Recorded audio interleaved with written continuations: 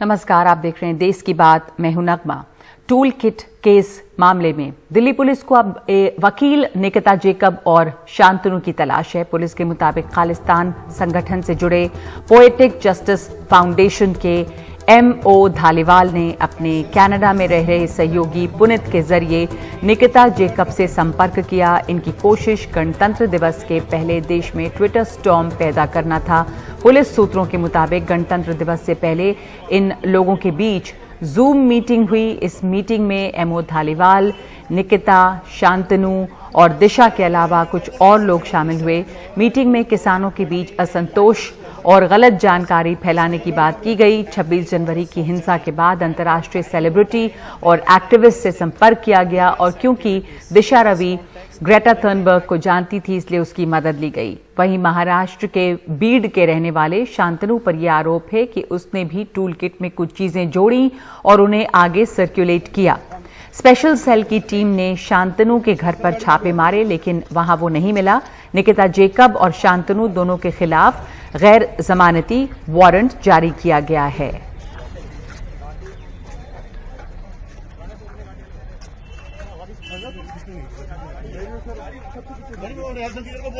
Search में यह भी बातें सामने आई कि निकिता और उसके साथी शांतनु और दिशा ने टूल किट गूगल डॉक्यूमेंट बनाया था। शांतनु का बनाया गया ईमेल अकाउंट इसका ओनर है और यह भी बात निकल के आई कि एक व्हाट्सएप ग्रुप से जुड़े थे ये सभी, जो कि 6 दिसंबर को क्रिएट किया गया था।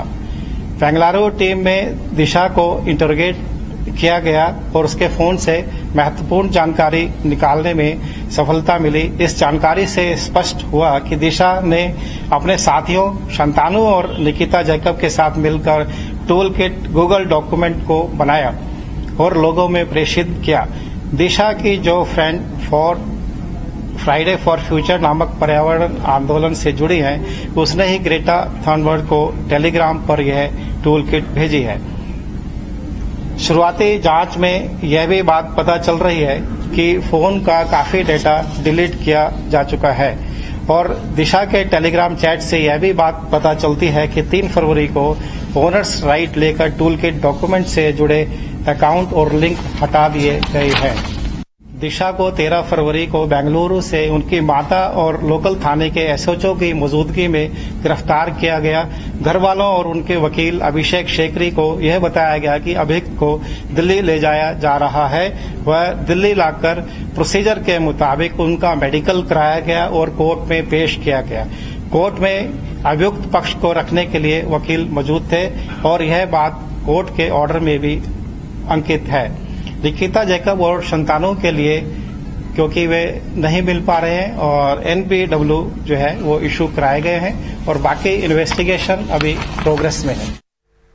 हमारे साथ इस समय जुड़ रहे हैं हमारे तमाम सहयोगी। मुकेश सिंह सेंगर दिल्ली से जुड़ रहे हैं, इसके साथ हमारे साथ निहाल किदवई हैं बेंगलुरु से और हमारे साथ सुनील सिंह भी हैं। मुकेश, दिल्ली पुलिस ने जो जानकारियां दी हैं उसके मुताबिक जो डिटेल्स सामने आई हैं इसमें इन 2 लोगों की जिनकी अब तलाश जारी है, शांतनु हैं और जेकब, निकिता जेकब जो हैं, उन दोनों के ऊपर जो आरोप हैं वो क्या, मतलब किस तरह से, किन धाराओं के तहत उनके ऊपर कार्रवाई हो सकती है, किस तरह से वो शामिल थे, क्या मदद की है उन्होंने इस पूरे एपिसोड में टूल किट के मामले में? देखिए, जो पुलिस ने केस दर्ज किया है उसमें सेडिशन यानी देशद्रोह की धारा है, कॉन्स्पिरेसी 120 भी है और 153A यानी कि 2 समुदायों के बीच में नफरत फैलाना। इन्हीं धाराओं के तहत जो दिशा रवि हैं वो अरेस्ट हुई हैं और बाकी के जो आरोपी हैं उन पर भी यही धाराएं लागू होती हैं। जहां तक मैं बात करूं निकिता की, तो निकिता इस पूरे मामले में अहम किरदार हैं। पुलिस का ये दावा है कि जो एमओ धालीवाल है, जो कि खालिस्तानी संगठन से जुड़ा हुआ है, poetic justice foundation, Mo Dhaliwal ने एक कनाडा में लेडी है, इसका नाम पुनीत है, उसके जरिए निकिता से संपर्क किया और फिर निकिता ने शांतनु और दिशा से संपर्क किया। उसके बाद इन लोगों ने 6 दिसंबर को एक व्हाट्सएप ग्रुप क्रिएट किया जिसमें काफ़ी सारी चैट हुई इस पूरे टूल किट के बारे में और फिर 11 जनवरी को एक मीटिंग हुई। ये मीटिंग जूम पर हुई और इस मीटिंग में एमओ धालीवाल के अलावा दिशा, निकिता, शांतनु और पुनीत, बाकी करीब 70 लोग इसमें शामिल थे इस मीटिंग में।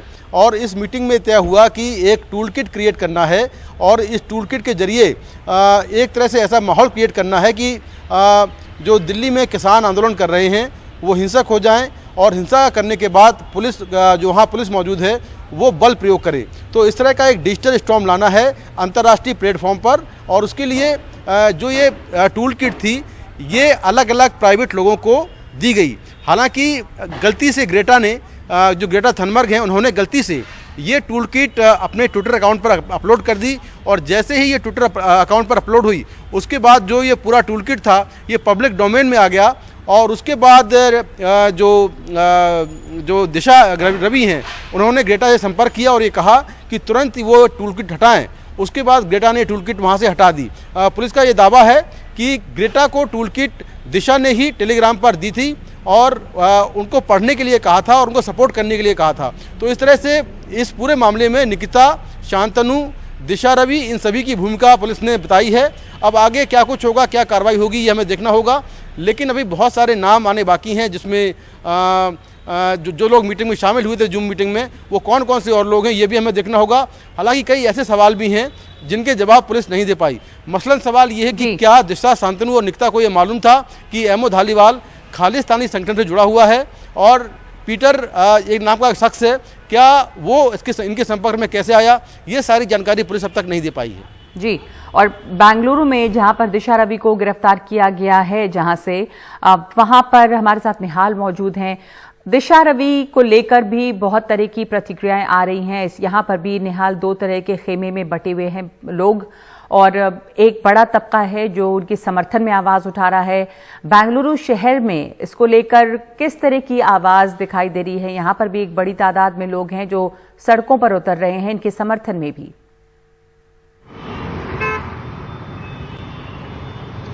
जी, बेंगलुरु के मैसूरू बैंक सर्कल पे यहाँ पर एक प्रदर्शन हुआ और लोग दिशा रवि के समर्थन में यहाँ पर नारे लगा रहे थे। सवाल यहाँ पर यह भी उठ रहा था कि जब दिल्ली पुलिस यहाँ आई तो बगैर किसी ट्रांजिट वारंट के कैसे वो दिशा रवि को लेकर के यहाँ से दिल्ली गई। हमने जब कानून के जानकारों से पूछा तो उनका ये कहना था कि इस तरह का प्रावधान है कि अगर पुलिस पूरी तरह से कॉन्फिडेंट है कि 24 घंटे के अंदर गिरफ्तारी के बाद अगर किसी भी आरोपी को वो मैजिस्ट्रेट के सामने पेश कर सकती है तो ऐसी सूरत में ट्रांजिट रिमांड की ज़रूरत नहीं है। ये हमें कुछ कानून के जानकारों ने बताया। दूसरी बात ये भी कही जा रही थी कि लोकल पुलिस को कॉन्फिडेंस में नहीं लिया गया। तो इस बारे में जब हमने स्थानीय डीसीपी जो डीसीपी नॉर्थ है उनसे बात की तो उनका ये कहना था कि जब पुलिस यहाँ पे आई तो वो पुलिस स्टेशन नहीं आई थी दिल्ली पुलिस, ये सही है, लेकिन दिल्ली पुलिस जब दिशा रवि के घर पे गई उसको उनसे बातचीत की, गिरफ्तारी के वक्त उन्होंने स्टेशन से संपर्क साधा और फिर स्टेशन से एसएचओ को वहां पर भेजा गया और उसके बाद उसकी मौजूदगी में उसकी गिरफ्तारी हुई।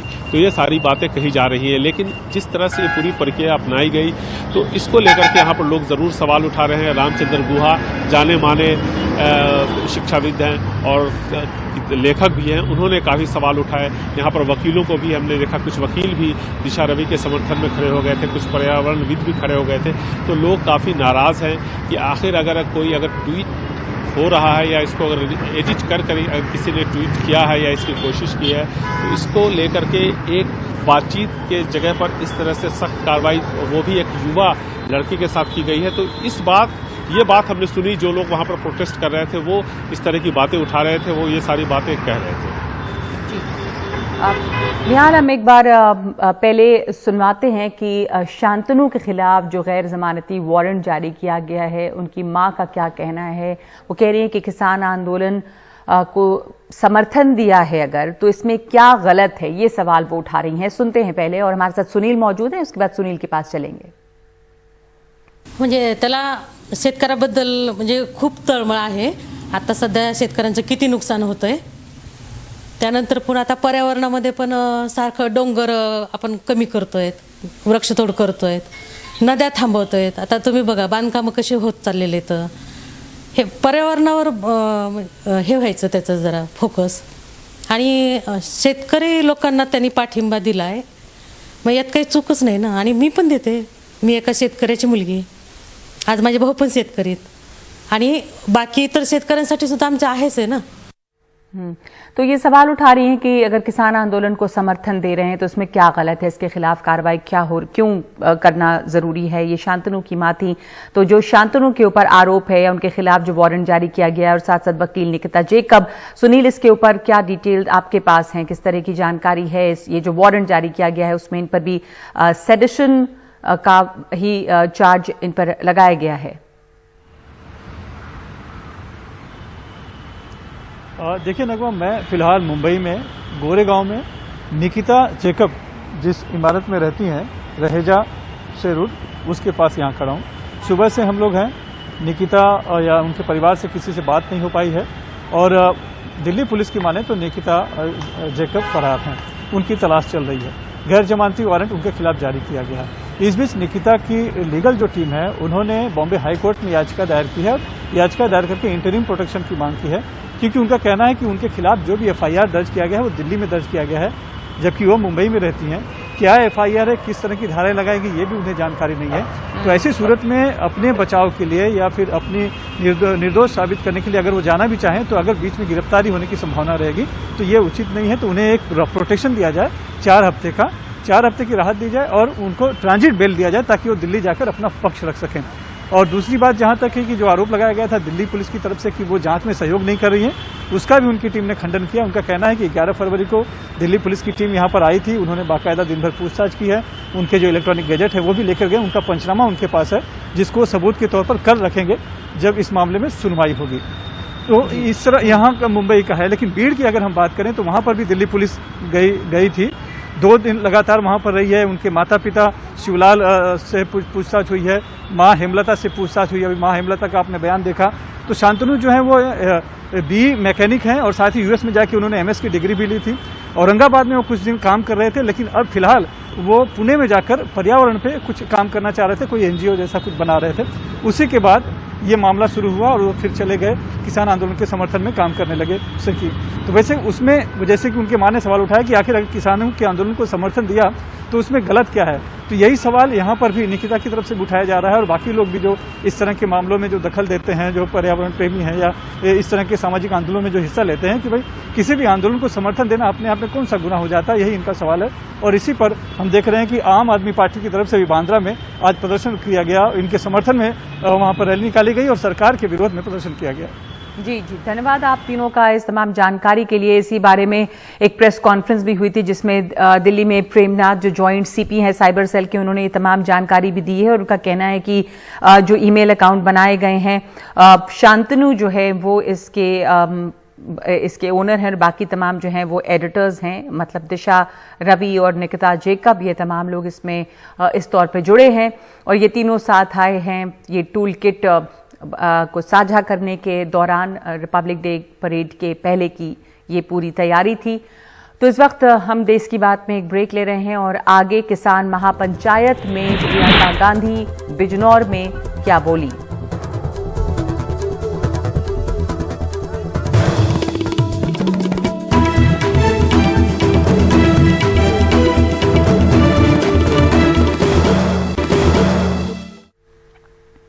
तो देश की बात में अब किसानों की महापंचायत की बात, जहां प्रियंका गांधी आजकल लगातार नजर आ रही हैं, वो एक बार फिर उत्तर प्रदेश के बिजनौर पहुंची हैं और यहां पे चांदपुर में किसान महापंचायत हुई। उन्होंने यहां कहा कि किसान विरोधी कानूनों के खिलाफ लड़ाई में कांग्रेस किसानों के साथ खड़ी है। आरोप लगाया कि मोदी सरकार उद्योगपतियों के लिए काम करती है, किसानों के लिए नहीं। कुरान का सौदा करता है, इंसान की कीमत क्या जाने। जो गन्ने की कीमत दे न सका वो जान की कीमत क्या जाने। किसानों के बीच प्रियंका गांधी, मंच पर गन्ना देकर प्रियंका का सम्मान हुआ। बिजनौर के चांदपुर के इस रामलीला ग्राउंड में प्रियंका गांधी ने कहा कि सत्ता में बैठी मोदी सरकार अहंकार में चूर है और सबक आपको सिखाना है। 7 साल गुजर चुके हैं, 7 साल में जितने वादे किए सारे तोड़े। 7 साल में जो छोटा व्यापारी था उसकी कमर तोड़ी, किसान उसकी कमर तोड़ी, गरीब उसको मदद नहीं किया, सिर्फ अपने बड़े बड़े दोस्तों, अपने पूंजीपति मित्रों का की मदद की। राहुल गांधी आपके साथ है, कांग्रेस पार्टी का एक एक नेता आपके साथ है, एक एक कार्यकर्ता आपके साथ है, और मैं आपको आज यहाँ ये कहने आई हूँ कि मैं आपका साथ नहीं छोड़ूंगी। जब जब आप संकट में होंगे मैं आपके पास आऊंगी, और मेरी जान मेरा घर आप है। प्रियंका ने किसानों की दुखती रग भी छूने की कोशिश की। कहा कि आंदोलन के दौरान किसान शहीद हुए, लेकिन प्रधानमंत्री ने संसद में उनका मजाक उड़ाया। दुनिया भर में घूमते रहे, लेकिन किसानों से मिलने का समय उन्हें नहीं मिला। मैं शहीद के परिवार की बेटी हूँ। शहादत बहुत बड़ी चीज होती है। शहादत को झेलने वाला जो शहीद है वो नहीं होता, उसका परिवार होता है। उसका मजाक उड़ाने का किसी का अधिकार नहीं है। जो किसान आपके दरवाजे पे खड़ा है, उसका बेटा आपकी सीमा पे खड़ा है। यूपी में किसानों के बीच जाकर कांग्रेस अपनी जमीन तलाशने की कोशिश में है। प्रियंका गांधी की सक्रियता इस रणनीति का अहम हिस्सा है। 4 फरवरी को प्रियंका नवरीत के परिवार के पास पहुंची। 10 फरवरी को सहारनपुर में किसान महापंचायत में गईं। 11 फरवरी को प्रयागराज में संगम में डुबकी लगाई। 15 फरवरी को बिजनौर की महापंचायत में शामिल हुई। 19 को मथुरा और 20 को मुजफ्फरनगर जाने की योजना है। कोशिश मुद्दों के जज्बाती पहलुओं को उभारने के लिए है। प्रियंका गांधी ने याद दिलाया कि संसद में किसानों के लिए 2 मिनट मौन रखने का राहुल गांधी का प्रस्ताव स्वीकार नहीं किया गया, और यहाँ उन्होंने ये मौन रखा। लोकतांत्रिक व्यवस्था में जितना बड़ा जनाधार उतना बड़ा नेता। पहचान हासिल करने को लेकर आवाम की आवाज भी बननी पड़ती है और उनके बीच भी जाना पड़ता है। तो जमीन तैयार करने से लेकर जनाधार हासिल करने की ये कोशिश कल के लिए है। उत्तर प्रदेश के बिजनौर से कैमरा पर्सन सचिन गुप्ता के साथ परिमल कुमार, एनडीटीवी इंडिया। देश की बात में एक ब्रेक के लिए रुक रहे हैं। आगे लगातार क्यों बढ़ रहे हैं पेट्रोल और डीजल के दाम?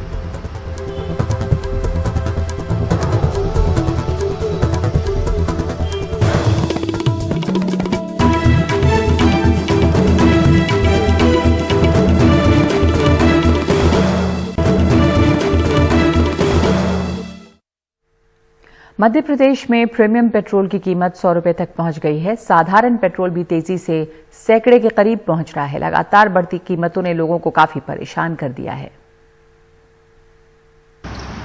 पेट्रोल पंप में प्रीमियम पेट्रोल ने सेंचुरी लगा दी है। राकेश परेशान है, गाड़ी में तेल भरवाएं या बैंक की किश्त भरें। गाड़ी किस्तें बड़ी मुश्किल से भरा रही है। रोज के 200-250 दिन भर में हो रहा है, और कोई मेहनत करे तो क्या बनेंगे, उसमें कुछ नहीं मिल रहा है। पेट्रोल है तो महंगा ही महंगा हो जा रहा है, गाड़ी का मेंटेनेंस नहीं निकल रहा। डॉक्टर विजया मेनन 2 तरफा परेशानी झेल रही हैं। कॉलेज में प्रोफेसर हैं, बाहर पेट्रोल की कीमतों से परेशान है, घर में रसोई गैस से। पेट्रोल का प्राइस मेरे ख्याल से एमपी में सबसे ज़्यादा है, क्योंकि सबसे ज़्यादा वैट पेट्रोल और डीजल पे एमपी में लग रहा है। अब तो जाना मुश्किल हो गया है। सबसे बड़ी बात, इस कोविड के कारण तो हमारी पूरी तनख्वाहें आधी कर दी, इंक्रीमेंट है नहीं। 1-2 साल तक तो मेरे ख्याल से इंक्रीमेंट हम लोग एक्सपेक्ट भी नहीं कर रहे हैं, तो हम कैसे जाएंगे? बहुत बड़ा प्रॉब्लम अराइज हो गया है, और ऐसे फ्यूल प्राइस चढ़ते जाएंगे तो हमें तो जाना भी बंद करना पड़ेगा या हमें वॉकिंग करना पड़ेगा। सोमवार को भोपाल में प्रीमियम पेट्रोल की कीमत 100 रुपये 61 पैसे थी। साधारण पेट्रोल की 96 रुपये 96 पैसे, डीजल की 87 रुपये 51 पैसे। मध्य प्रदेश पूरे भारत में पेट्रोल और डीजल पर सबसे ज़्यादा वैट वसूलने वाला राज्य है। यहाँ पेट्रोल पर 33% वैट लगता है, और इसके अलावा हर लीटर पर 4.5 रुपये का सेस भी लगाया जाता है। इसी तरह डीजल पर 23% वैट के अलावा 3 रुपये प्रति लीटर सेस देना होता है। इस फर्क को मध्य प्रदेश महाराष्ट्र की सीमा पर बसे खेतिया से समझें। सीमा के इस पार खेतिया में पेट्रोल 58 रुपये 26 पैसे बिका, जबकि दूसरी तरफ यानी महाराष्ट्र के खेड़ दीगर में 95 रुपये 67 पैसे। पंप मालिकों की एक और मुसीबत है, कीमत 3 अंकों में पहुंच गई, लेकिन कई जगहों पर मशीनों में 3 अंकों में कीमत का डिजिटल डिस्प्ले नहीं है, तो पेट्रोल बिक नहीं रहा। जो हमारे यहाँ डिस्प्ले है, आप देखिए एक डिस्प्ले आता है जो डेली के डेली रेट बताता है, मशीन के अलावा उसमें भी रेट कैसे चेंज होगा ये अभी हम पता कर रहे हैं कंपनी वालों से भी। सरकार में एक मंत्री जी वर्तमान के सवाल पर सोलर ऊर्जा टाइप भविष्य के जवाब दे रहे हैं, दूसरे सवाल सुनते ही कार चलाने लगे।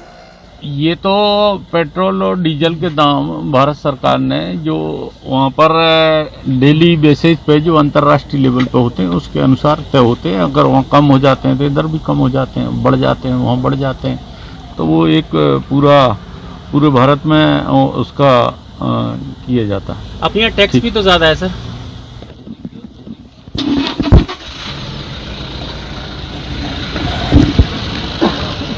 नरेंद्र मोदी जी को बहुत बधाई दूंगा कि उन्होंने इस अंतर्राष्ट्रीय जो भाव हैं उस पर हमारा कंट्रोल हो उसकी व्यवस्था की है। जिस प्रकार से सोलर का उपयोग आगे आने वाले समय में परिवहन पर होगा, जिस प्रकार से इलेक्ट्रॉनिक और इलेक्ट्रिकल गाड़ियां देश में लाने का मोदी जी का निर्णय है, वो निश्चित रूप से अंतर्राष्ट्रीय जो बाजार है उस पर हमारे नियंत्रण को और मजबूत करेगा। कांग्रेस सरकार की तथाकथित दूरदृष्टि से खुश नहीं दिखती। पूछ रही है मुख्यमंत्री की साइकिल कहाँ है। कहाँ गई वो साइकिलें, कहाँ पंचर हो गई, ये कमलनाथ जी ने भी पूछा है। कुल मिलाकर जब डीजल के भाव बढ़ते हैं तो किसान परेशान और ट्रांसपोर्टेशन बढ़ जाता है, महंगाई लगातार बढ़ जाती है, वो बढ़ रही है। कोरोना काल में लोग परेशान हैं, काम धंधे बंद हो गए, नौकरियां चली गई और ऊपर से डीजल पेट्रोल की मार और रसोई गैस की मार। ये कुल मिला के भारतीय जनता पार्टी केवल मुंगरी लाल के सपने दिखा रही है कि जब इलेक्ट्रिक ट्रेन और ये आएंगे तो डीजल पेट्रोल के भाव बढ़ जाएगा। अरे आज तो लोग परेशान हैं, इसका जवाब चाहिए। और हम लोग 22 तारीख को जब विधानसभा सेशन चलेगा साइकिल से जाएंगे। ये तो तय है कि बीजेपी की साइकिल गायब हो गई, लेकिन ये भी लगता है कि प्रतिपक्ष की साइकिल भी पंचर ही पड़ी है। जनता त्रस्त है, सुनने वाला कोई नहीं। क्रिकेट में जो स्कोर है वो व्यक्तिगत होता है, लेकिन पेट्रोल और डीजल की कीमत में एक हिस्सा कंपनी का है, लेकिन बहुत बड़ा हिस्सा राज्य और केंद्र सरकार का। भोपाल से कैमरा पर्सन रिजवान खान के साथ अनुराग द्वारी, एनडीटीवी इंडिया। जम्मू में पुलिस ने 6.5 किलो आईईडी विस्फोटक बरामद किया है। पुलिस के मुताबिक आतंकियों की बड़ी साजिश नाकाम हो गई है। पुलिस इस मामले में जांच कर रही है और इसमें शामिल लोगों की गिरफ्तारी की कोशिशों में जुटी हुई है। और आगे उस डॉक्टर की बात जो 1 रुपए में कर रहे हैं गरीबों का इलाज।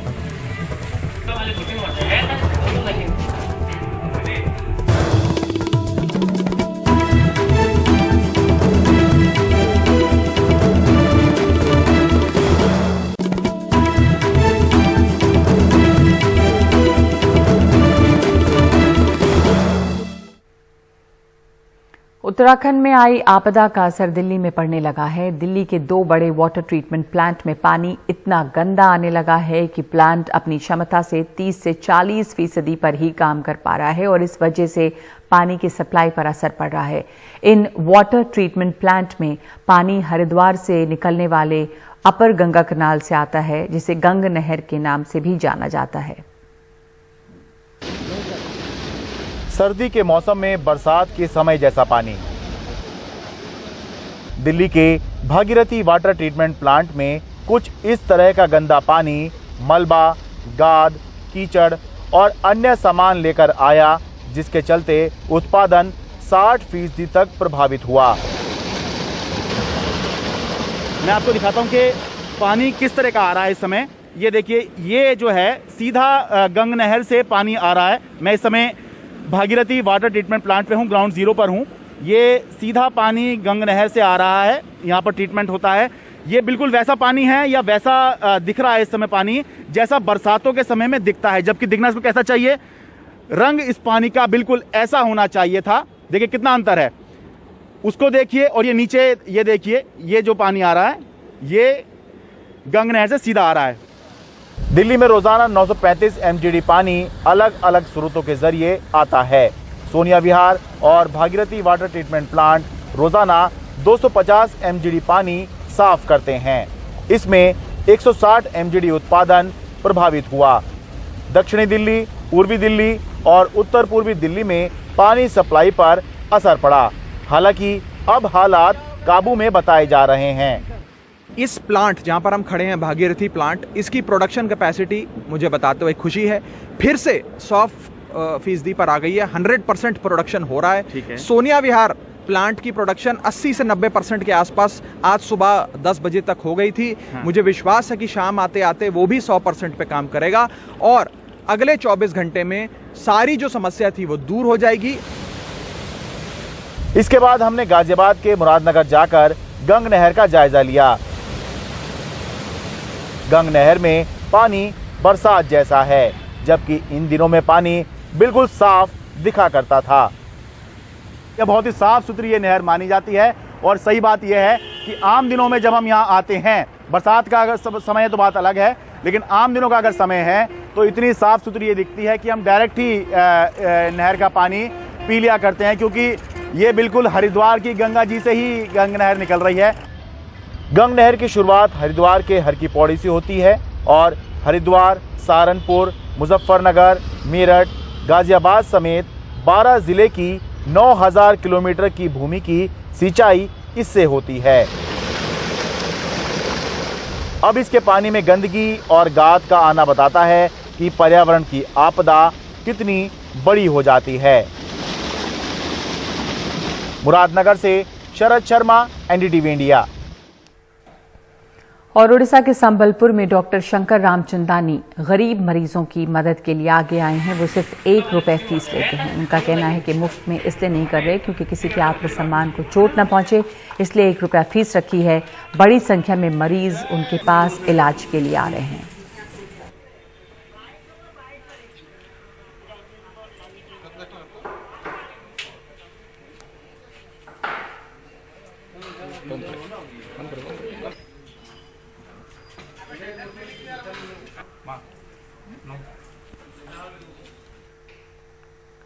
और अब बात हिमाचल प्रदेश की, जहां बर्फबारी हुई है हिमाचल प्रदेश के कुफरी में।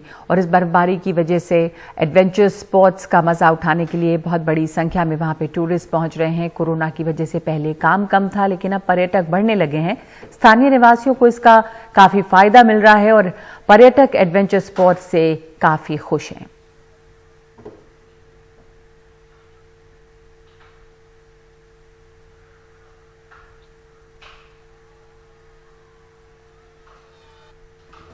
तो इस वक्त देश की बात में इतना ही।